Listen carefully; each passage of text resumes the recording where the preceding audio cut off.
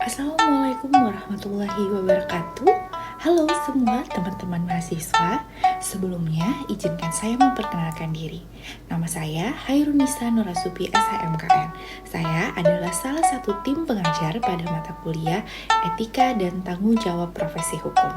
Nah, pada pertemuan kali ini, kita akan membahas terkait dengan kode etik advokat. Nah, untuk itu, teman-teman, ayo semuanya kita akan membahas satu persatu terkait dengan kode etik profesi advokat. Sebelum lebih lanjut, kita memahami dan mempelajari terkait dengan materi kode etik advokat, alangkah baiknya kalau kita memahami dulu pengertian dari advokat atau sebenarnya advokat ini profesi apa sih, kegiatannya apa saja, kewenangannya apa saja. Nah, sebelum itu juga teman-teman, nah pasti familiar di telinga teman-teman, selain advokat itu ada pengacara. Nah, kemudian muncullah suatu pertanyaan, apakah advokat dan pengacara itu merupakan profesi yang sama dengan kewenangan yang sama, ataukah berbeda? Karena sebagian orang ada yang menyebutnya sebagai advokat, kemudian bagian orang lain menyebutnya dengan sebutan pengacara, dan sebagian lagi ada yang menyebut dengan penasihat hukum, dan ada juga yang menyebutkan dengan istilah lawyer. Nah, kalau kita pahami gitu ya secara luas atau general. Secara luas sebenarnya advokat, pengacara dan penasehat hukum atau lawyer gitu ya. Kalau lawyer sih bisa kita katakan itu menggunakan istilah bahasa asing. Kalau secara luas sebenarnya ruang lingkup kewenangan dari masing-masing istilah ini bisa dikatakan suatu yang sama. Tetapi jika dipahami dengan arti yang lebih sempit atau signifikan, maka muncul suatu perbedaan. Nah, kalau semisal perbedaannya seperti apa? Kita bahas antara advokat dan pengacara. Nah, untuk advokat sendiri itu tunduk pada undang-undang advokat. Nah, perbedaannya seperti apa? Nah, terkait dengan perbedaannya, yang pertama terkait dengan wilayah kerjanya. Nah, advokat itu dapat beracara di seluruh Indonesia. Nah, sedangkan pengacara itu hanya dapat beracara di wilayah yang tercantum dalam surat izin prakteknya. Kemudian terkait dengan kewenangannya. Nah, advokat itu memiliki kewenangan untuk mengajukan gugatan di pengadilan, sedangkan pengacara tidak. Nah, kemudian terkait dengan pendidikannya juga. Nah, pendidikannya kalau advokat itu harus lulus ujian advokat dan menjalani pendidikan khusus profesi advokat atau PKPA. Nah, sedangkan pengacara tidak. Nah, tapi selain ada perbedaan, persamaannya apa sih sehingga secara luas gitu bisa dipahami bahwa sebenarnya sama kok gitu. Yang pertama mau advokat ataupun pengacara, keduanya itu harus memiliki gelar sarjana hukum. Kemudian keduanya juga harus menjadi anggota organisasi profesi, yaitu advokat dan pengacara. Dan keduanya juga memberikan jasa hukum di dalam pengadilan seperti itu. Nah, hal yang menjadikan kedua hal ini menjadi berbeda pada saat kita kaji lebih lanjut gitu ya. Jadi kalau ruang lingkup sih yang paling signifikan yang membedakan antara advokat dan pengacara. Karena advokat itu adalah seorang yang memiliki profesi memberikan jasa hukum kepada orang di dalam pengadilan atau seorang yang mempunyai izin praktek beracara di pengadilan di seluruh wilayah Indonesia. Sementara kalau pengacara adalah seorang yang memiliki profesi untuk memberikan jasa hukum dalam pengadilan di lingkup wilayah yang sesuai dengan izin praktek beracara yang dimilikinya. Nah, hal tersebut menyebabkan seorang pengacara itu dia tidak diperkenankan beracara di luar lingkup wilayah kerjanya atau di luar lingkup izin prakteknya. Terus kalau dia ingin beracara di luar tempat izin prakteknya, maka dia harus meminta izin dulu ke pengadilan tempat ia akan beracara, seperti itu.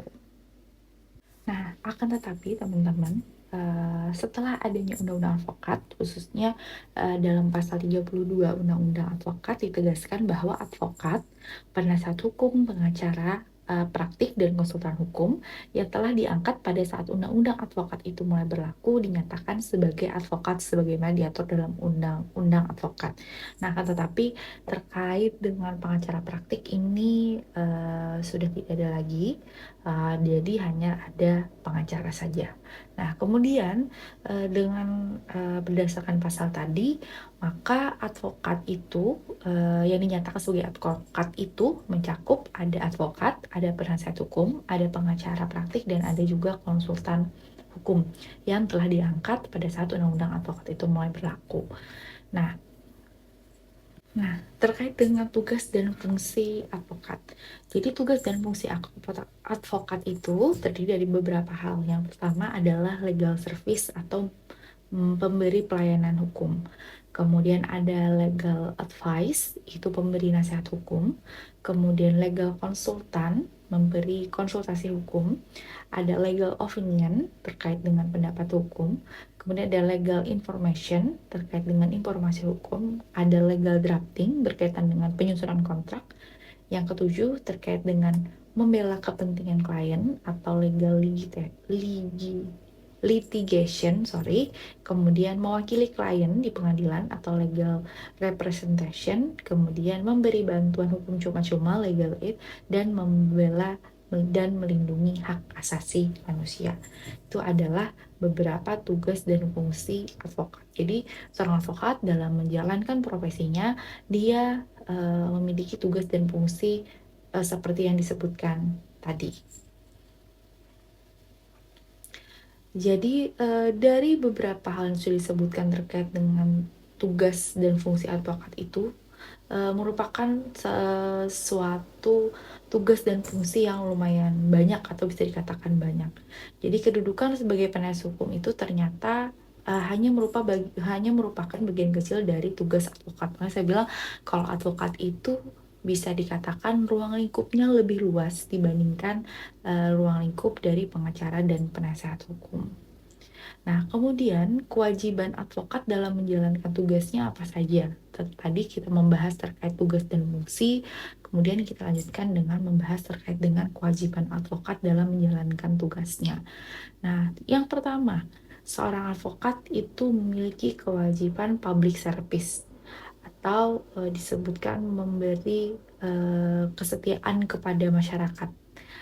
Seperti apa? Jadi kewajiban ini memberikan konsekuensi bahwa seorang advokat itu harus merupakan orang yang cakap, kemudian jujur, kemudian suka menolong, tidak mencari-cari perkara, tidak membantu praktek hukum yang tidak sah. Atau bisa diartikan kesetiaan pada masyarakat atau public service ini bagaimana seorang advokat itu memiliki sikap yang mengutamakan kepentingan masyarakat atau kepentingan umum di atas kepentingan pribadinya, yang mana juga berkaitan dengan tugas dan fungsi tadi, di mana tugas dan fungsi itu dilakukan atau dilaksanakan oleh para advokat untuk menjalankan kewajibannya dengan baik gitu. Seharusnya ada terkait dengan public service tadi. Misalnya nih seorang advokat dalam membantu masyarakat terkait dengan suatu kasus misalnya seperti itu. Memang dia dapat mendapatkan honorarium dari jasa yang dia berikan kepada masyarakat.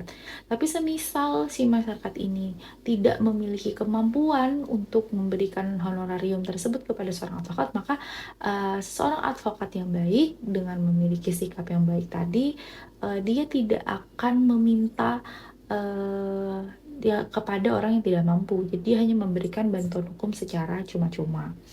Nah, kemudian yang kedua adalah kesetiaan pada peradilan. Nah, di mana seorang advokat itu harus menghormati pejabat peradilan. Seperti apa? Seperti polisi, jaksa, hakim, dan badan peradilan itu sendiri. Nah, bagaimana seorang advokat itu tidak memiliki sikap-sikap yang tidak diperkenankan. Semisal, dia tidak menyuap atau mempengaruhi officer of court-nya, termasuk tidak banyak bicara pada pers untuk menghindari trial by the pers, maksud saya. Nah, kenyataan yang ada di masyarakat saat ini, kalau teman-teman lihat gitu ya, khususnya deh yang lagi in banget, yang baru, itu terkait dengan kasus ada seseorang yang disiram air keras bernama Bapak A. Kemudian dia mendapat donasi dari masyarakat melalui suatu yayasan yang dimiliki oleh Ibu N. Kemudian dia di-up di media sosial dalam bentuk di dalam channel YouTube Bapak DS. Nah, ternyata di kemudian hari ini bermasalah. Sebenarnya permasalahan ini diselesaikan oleh mereka-mereka saja. Kemudian muncullah beberapa advokat di situ, di mana tiba-tiba si A menggugat Ibu N, kemudian sampai ke DS, dan kasus itu pun melebar. Saya rasa teman-teman sangat mungkin beberapa teman-teman mengikuti kasus ini atau pernah muncul di beranda sosial media teman-teman gitu ya. Nah, di situ terlihat gitu ya, para advokat itu saling beradu argumen bahkan di luar konteks yang seharusnya. Nah, dan juga selalu tampil di media. Nah, hal tersebut sebenarnya harusnya tidak dilakukan secara berlebihan oleh para pihak advokat gitu. Seharusnya mereka fokus kepada kasus yang mereka hadapi atau mendampingi klien atau masyarakat, bukan fokus kepada hal tersebut. Nah, kemudian, kesetiaan pada klien. Nah, jadi klien atau masyarakat itu adalah orang yang mencari perlindungan hukum. Jadi dia bukan hanya terkait dengan minta tolong, tapi dia minta perlindungan hukum pada advokat. Nah, jadi oleh karena itu, seorang advokat itu harus melindungi kehormatan dari klien, termasuk juga rahasia-rahasia klien yang sudah disampaikan kepada advokat. Nah, kemudian yang keempat adalah kesetiaan sesama rekan sejawat. Nah, jadi karena dia profesi, bagian dari profesi, kemudian ada organisasi dari profesinya, maka advokat itu memiliki rekan sejawat. Nah, apa sih kewajiban terkait dengan rekan sejawatnya? Yaitu untuk saling menghargai dan menjaga kehormatan dengan cara menjaga kualitas profesi, baik moral maupun teknis dalam berperkara yang dilakukan oleh para pihak. Nah, tadi kita sudah membahas terkait dengan tugas dan fungsi, kemudian kewajiban. Nah, kemudian pertanyaan selanjutnya, sebenarnya gimana sih caranya seseorang bisa jadi advokat? Nah, kalau persyaratan umum seseorang yang ingin menjadi seorang advokat, yang pertama dia merupakan warga negara Indonesia, kemudian bertempat tinggal di Indonesia, tidak berstatus sebagai pegawai negeri atau pejabat negara. Kemudian terkait dengan usianya sekurang-kurangnya adalah 25 tahun. Kemudian dia harus berijazah sarjana dengan latar belakang pendidikan tinggi hukum. Kemudian lulus ujian yang diadakan oleh organisasi advokat. Kemudian magang sekurang-kurangnya 2 tahun terus-menerus pada kantor advokat. Kemudian tidak pernah dipidana karena melakukan tindak pidana kejahatan yang diancam dengan pidana penjara 5 tahun atau lebih. Kemudian berperilaku baik, jujur, bertanggung jawab, adil, dan berintegritas tinggi. Itu merupakan bagian dari persyaratan umum. Nah, kemudian selain syarat-syarat ini, kemudian ada tahapan khusus yang harus dilalui pada saat seseorang ingin menjadi advokat di Indonesia. Yang pertama, dia harus ikut dulu yang namanya PKPA atau mengikuti pendidikan khusus profesi advokat yang diselenggarakan oleh organisasi-organisasi profesi advokat. Kemudian dia mengikuti ujian profesi advokat atau UPA. Kemudian dia mengikuti magang di kantor advokat sekurang-kurangnya selama 2 tahun. Dan yang terakhir dia dia menjalani proses pengangkatan dan sumpah advokat. Kalau teman-teman ingat, waktu kita membahas dengan kode etik notaris, pada notaris itu mereka memiliki satu perkumpulan tunggal. Nah, kan tetapi terkait dengan profesi advokat itu terdapat beberapa organisasi advokat yang ada di Indonesia. Nah, mungkin yang saya sebutkan ini adalah beberapa yang saya riset di internet saja teman-teman terkait dengan organisasi advokat yang ada di Indonesia.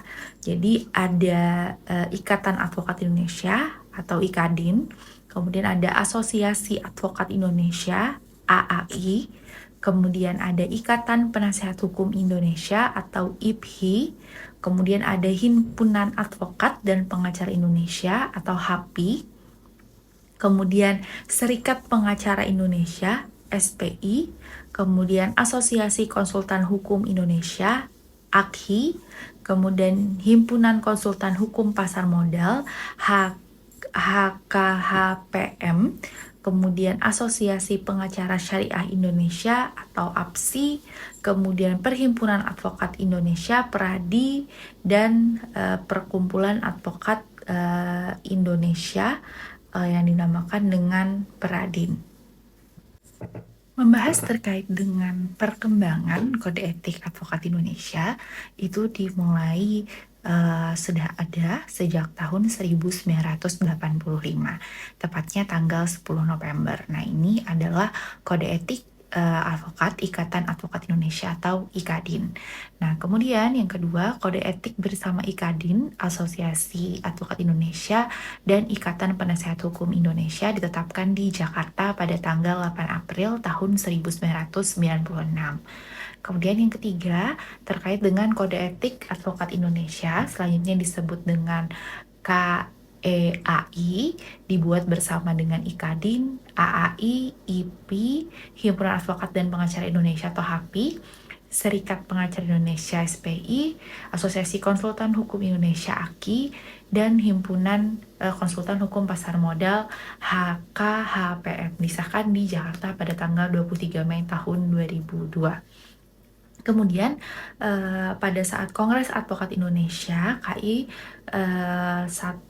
satu tahun yang pertama tahun 2008 dengan SK nomor 08 garing KI strip 1 garing 5 garing 2008 menetapkan kode etik advokat Indonesia ditetapkan di Jakarta tanggal 30 Mei tahun 2008.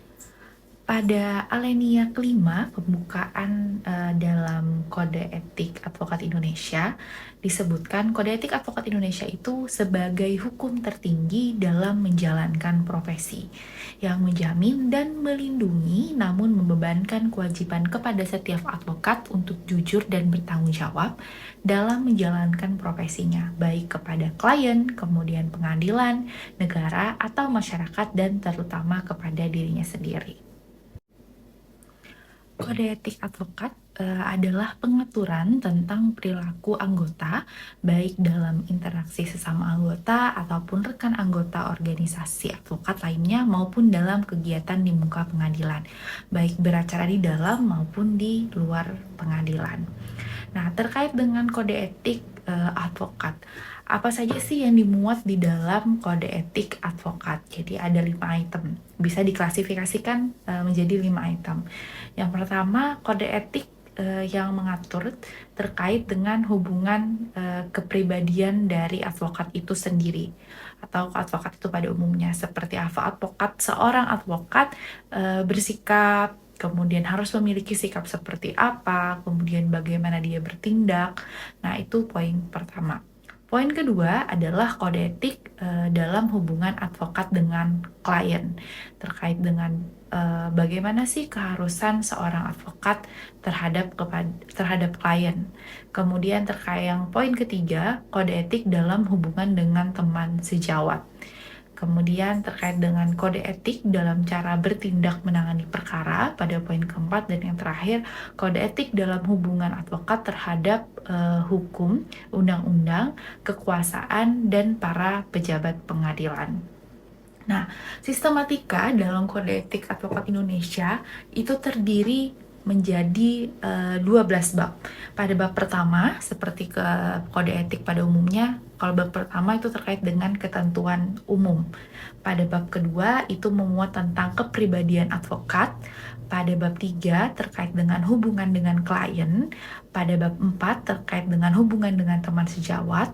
Pada bab 5 tentang sejawat asing. Pada bab 6 tentang cara bertindak menangani perkara.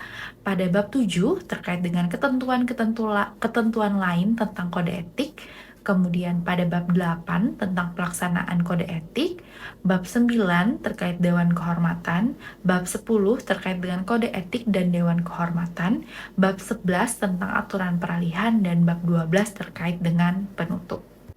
Mari kita bahas satu persatu terkait pembahasan dalam bab kode etik advokat. Nah, pada bab 2 itu dia membahas terkait dengan kepribadian advokat. Jadi pada pasal 2 disebutkan advokat Indonesia adalah warga negara Indonesia yang bertakwa kepada Tuhan Yang Maha Esa, bersikap satria, jujur dalam mempertahankan keadilan dan kebenaran, dilandasi moral yang tinggi, luhur dan mulia, dan yang dalam melaksanakan tugasnya menjunjung tinggi hukum, Undang-Undang Dasar Republik Indonesia, Kode Etik Advokat, serta sumpah jabatannya. Nah, dan di pasal 3 ini terdiri dari ada 9 poin terkait dengan kepribadian advokat. Yang pertama, advokat itu dia dapat menolak memberi nasihat dan bantuan hukum kepada setiap orang yang memerlukan jasa dan bantuan hukum. Dengan alasan apa? Semisal dengan alasan, kalau berdasarkan kode etik, dengan alasan kalau hal tersebut tidak sesuai dengan keahliannya dan bertentangan dengan hati nuraninya. Tapi advokat itu tidak diperkenankan menolak kalau alasannya misalnya ada perbedaan agama, kepercayaan, suku, keturunan, jenis kelamin, keyakinan politik, dan kedudukan sosialnya. Nah, itu seperti apa ilustrasinya?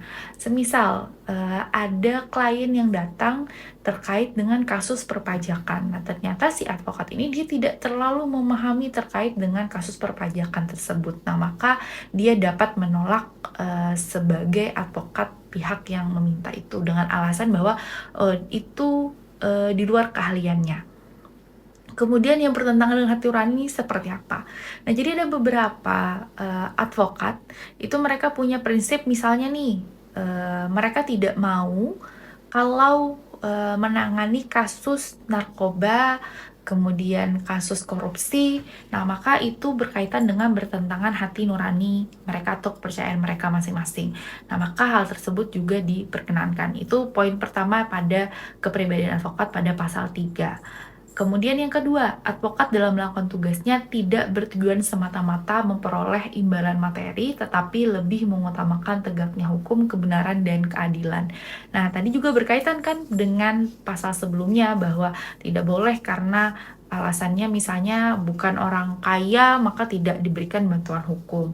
Nah, sedangkan advokat tugas utamanya adalah bertujuan untuk tegaknya hukum, kebenaran, dan keadilan. Kemudian poin yang ketiga, advokat dalam menjalani profesinya adalah bebas dan mandiri, serta tidak dipengaruhi oleh siapapun dan wajib memperjuangkan hak-hak asasi manusia dalam negara hukum Indonesia. Nah, juga berkaitan tadi, mau dia menerima atau tidak terkait dengan kasus tertentu, maka itu menjadi hak mandiri yang bebas dari masing-masing advokat. Kemudian advokat wajib memelihara rasa solidaritas di antara teman sejawat. Kemudian advokat wajib memberi bantuan dan pembelaan hukum kepada teman sejawat yang diduga atau didakwa dalam suatu perkara pidana atas permintaan atau karena penunjukan organisasi profesi. Kemudian advokat itu tidak dibenarkan untuk melakukan pekerjaan lain yang dapat merugikan kebebasan, derajat, dan martabat advokat. Kemudian advokat harus senantiasa menjunjung tinggi profesi advokat sebagai profesi terhormat atau officium nobile. Kemudian advokat dalam menjalankan profesinya harus bersikap sopan terhadap semua pihak, namun wajib mempertahankan hak dan martabat advokat. Nah, saya rasa poin ini mau profesinya apapun, salah satu sikap yang harus dimiliki adalah bersikap sopan. Nah, kemudian poin terakhir, seorang advokat yang kemudian diangkat untuk menduduki suatu jabatan negara, baik itu di eksekutif, kemudian di legislatif, ataupun di yudikatif, itu tidak diperkenankan untuk berpraktek sebagai advokat. Dan tidak diperkenankan namanya dicantumkan atau dipergunakan oleh siapapun, oleh kantor manapun dalam suatu perkara yang sedang diproses berjalan selama ia menduduki jabatan tersebut. Nah, jadi seperti teman-teman, ini terkait dengan kepribadian advokat. Nah, kita lanjutkan terkait dengan hubungan dengan klien. Itu pada bab 3, dimulai dengan pasal 4. Yang pertama, advokat dalam perkara-perkara perdata harus mengutamakan penyelesaian dengan jalan damai. Nah, seperti teman-teman ketahui ya, jadi permasalahan hukum itu ada yang bagian dari ranah hukum perdata, ada bagian hukum pidana, ada PT UN.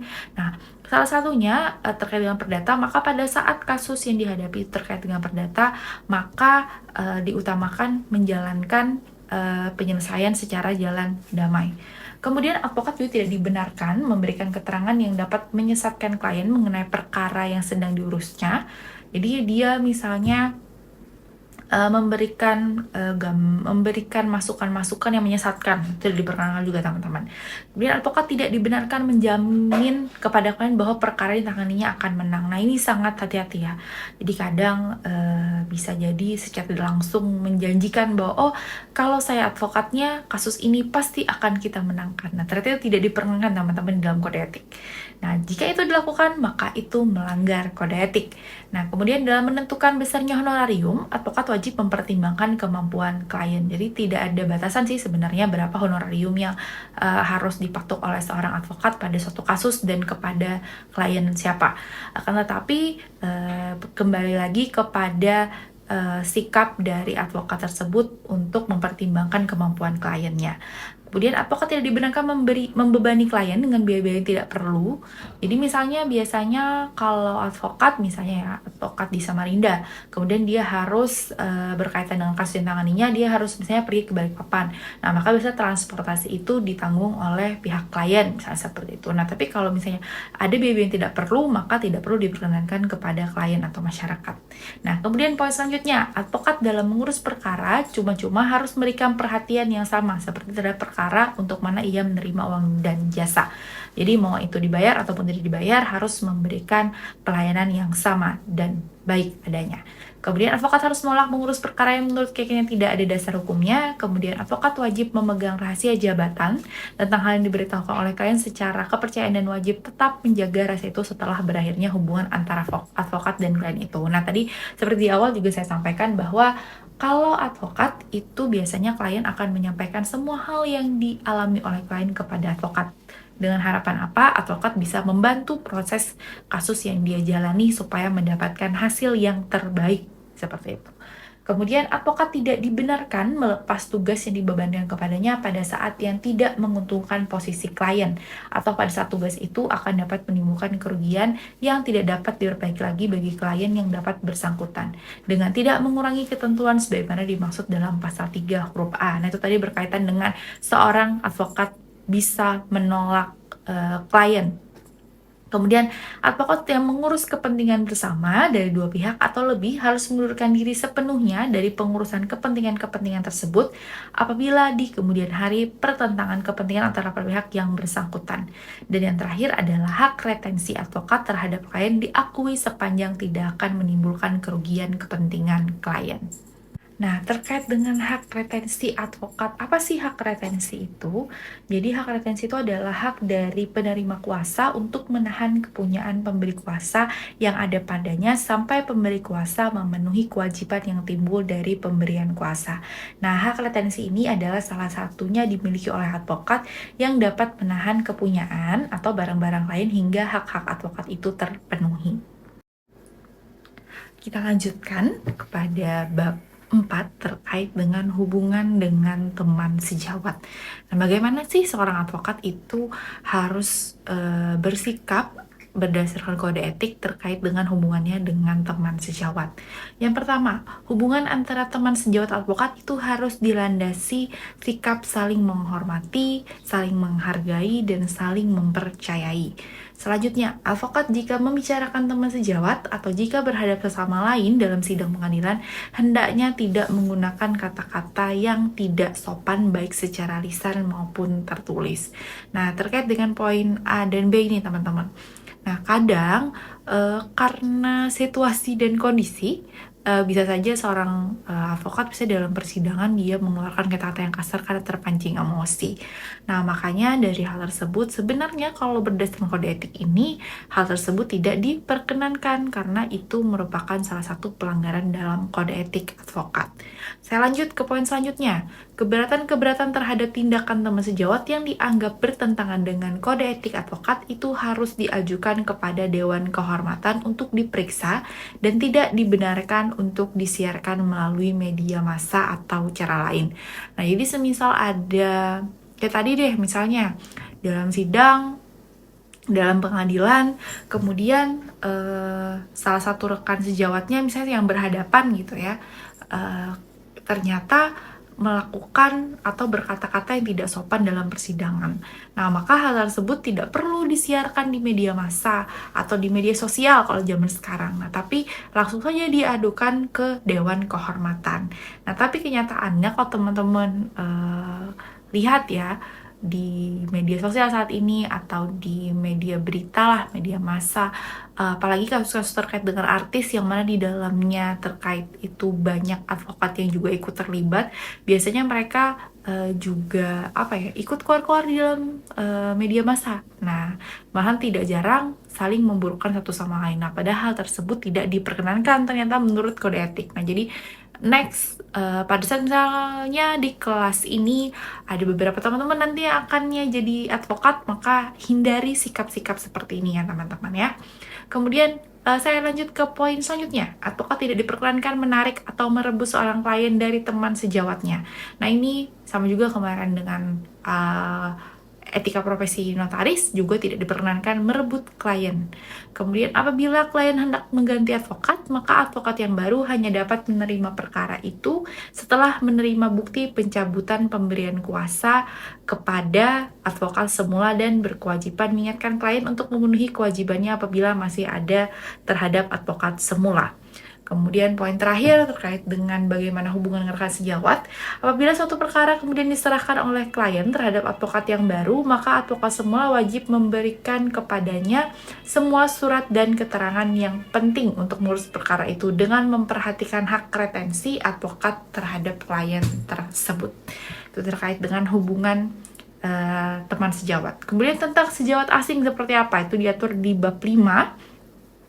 Advokat asing yang berdasarkan peraturan perundang-undangan yang berlaku menjalankan profesi di Indonesia tunduk serta wajib mentaati kode etik ini. Nah, jadi misalnya ada advokat asing yang di Indonesia sedang beracara, maka dia juga harus tunduk kepada kode etik ini. Nah, kemudian terkait dengan bab 6. Nah, terkait dengan cara menangani perkara. Bagaimana sih seorang advokat bertindak dalam menangani suatu perkara? Poin pertama, surat-surat yang dikirim oleh advokat kepada teman sejawatnya dalam suatu perkara dapat ditunjukkan kepada hakim apabila dianggap perlu, kecuali surat-surat yang bersangkutan dibuat dengan membubuhi catatan sans prejudice seperti itu.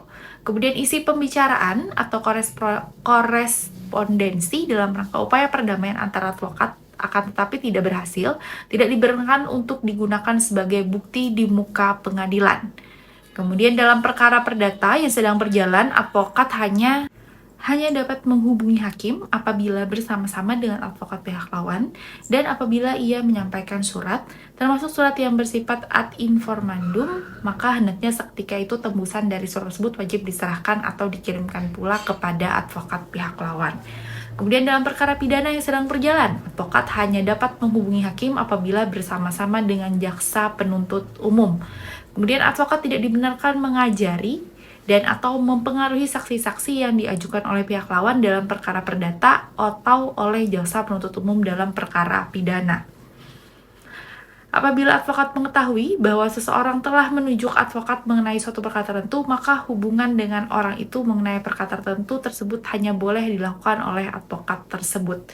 Kemudian advokat bebas mengeluarkan pernyataan-pernyataan atau pendapat yang dikemukakan dalam sidang pengadilan dalam rangka pembelaan dalam suatu perkara yang menjadi tanggung jawabnya, baik dalam sidang terbuka maupun dalam sidang tertutup yang dikemukakan secara proporsional dan tidak berkelebihan, dan untuk itu memiliki imunitas hukum baik perdata maupun pidana.